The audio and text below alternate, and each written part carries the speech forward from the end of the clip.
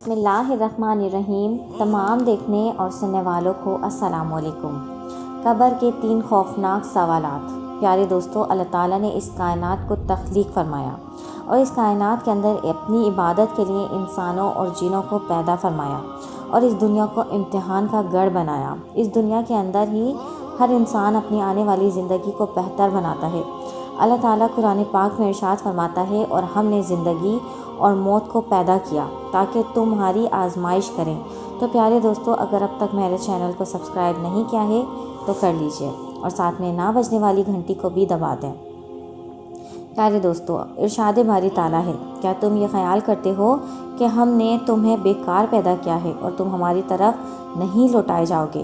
اور ایک دوسرے مقام پر اللہ تعالیٰ ارشاد فرماتا ہے، کل نفس ذائقۃ الموت، ہر جان کو موت کا ذائقہ چکھنا ہے اور مرنے کے بعد ہر انسان نے اپنے اعمال کا پورا بدلہ لینا ہے۔ پیارے دوستو، اب آپ کو بتائیں گے، جب انسان کی زندگی کا وقت پورا ہو جاتا ہے تو اس کے مرنے کے بعد اس کو قبر میں دفن کر دیا جاتا ہے، اور جب میت کو قبر میں دفن کر دیا جاتا ہے تو اس کی قبر میں آ کر فرشتے کون سے 3 خوفناک سوالات کرتے ہیں، اور اگر کوئی انسان ان 3 سوالوں کے جوابات ٹھیک نہ دے سکے تو اللہ تعالیٰ اس انسان پر کس طرح کے دردناک عذابات مسلط فرماتا ہے، اور پھر وہ انسان قیامت تک کس طرح اپنی قبر میں زندگی گزارتا ہے۔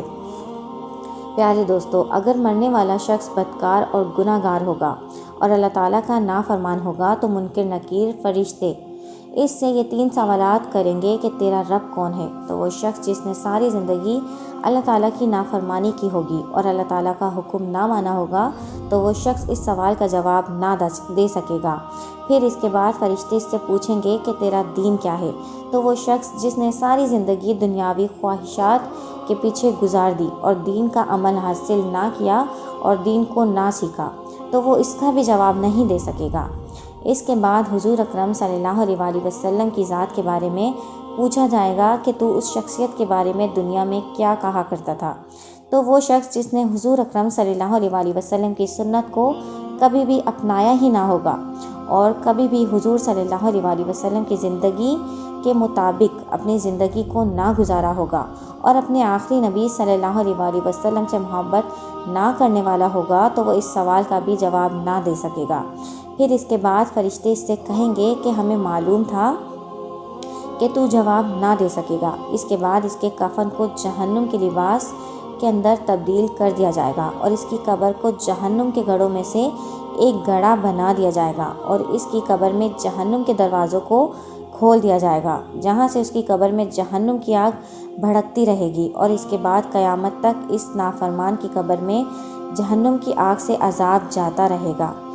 پیارے دوستو، اب بات کرتے ہیں، اگر مرنے والا شخص نیک ہو اور اللہ تعالیٰ کا فرما بردار بندہ ہو اور عبادت میں گزاری ہوگی اس نے اپنی پوری زندگی، تو جب فرشتے سوال کریں گے کہ من ربو کا، کہ تیرا رب کون ہے، تو وہ فوراً جواب دے گا، میرا رب اللہ تعالیٰ ہے۔ اس کے بعد فرشتے اس مرنے والے شخص سے دوسرا سوال پوچھیں گے، ما دینو کا، کہ تیرا دین کیا ہے؟ اگر مرنے والا شخص اپنی پوری ساری زندگی دین اسلام کے مطابق گزاری ہوگی اور اللہ تعالیٰ کی فرما برداری کرتے ہوئے اسلام کی راہ پر چلتا ہوگا تو وہ فوراً جواب دے گا کہ میرا دین اسلام ہے۔ اس کے بعد تیسرے سوال پر ہمارے پیارے نبی صلی اللہ علیہ وسلم اس مرنے والے انسان کی قبر میں جلوہ افروز ہوں گے۔ پھر حضور اکرم صلی اللہ علیہ وسلم کا اس مرنے والے شخص کو دیدار کرایا جائے گا۔ پھر اس مرنے والے شخص سے پوچھا جائے گا کہ شخصیت کے بارے میں تو دنیا میں کیا کہا کرتا تھا؟ تو وہ مرنے والا شخص حضور اکرم صلی اللہ علیہ وسلم کا امتی ہوگا اور حضور اکرم صلی اللہ علیہ وسلم سے بے انتہا محبت کرتا ہوگا، تو وہ دیکھتے ہی حضور اکرم صلی اللہ علیہ وسلم کو پہچان لے گا اور وہ فرشتوں سے کہے گا کہ یہ اللہ تعالیٰ کے آخری نبی حضرت محمد مصطفیٰ صلی اللہ علیہ وسلم ہیں۔ اس کے بعد اس مرنے والے شخص سے اور کوئی بھی سوال نہیں کیا جائے گا۔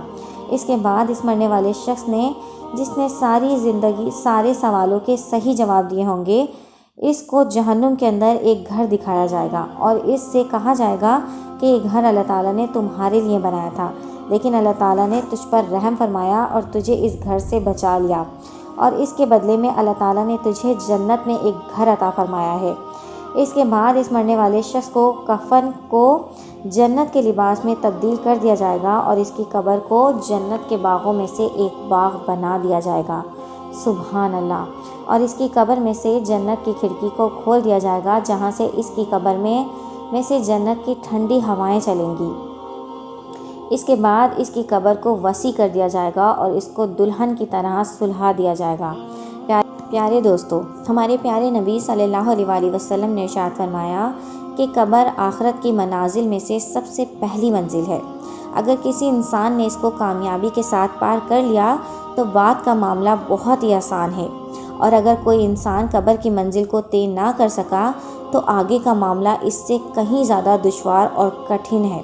پیارے دوستو، بہت خوش نصیب ہیں وہ لوگ جو دنیا کے اندر ہی اپنے آخری گھر یعنی قبر کی تیاری کر لیتے ہیں۔ اللہ تعالی ہمیں بھی دنیا میں ہی قبر کی تیاری اور آخرت کی تیاری کی توفیق عطا فرمائے، آمین یا رب العالمین۔ یہ تھا آج کا ہمارا واقعہ۔ اگر واقعہ پسند آیا ہے تو میرے چینل کو لائک، شیئر اینڈ سبسکرائب۔ اپنے دوستوں کے ساتھ یہ واقعہ لازمی شیئر کریں۔ Thanks for watching. اللہ حافظ۔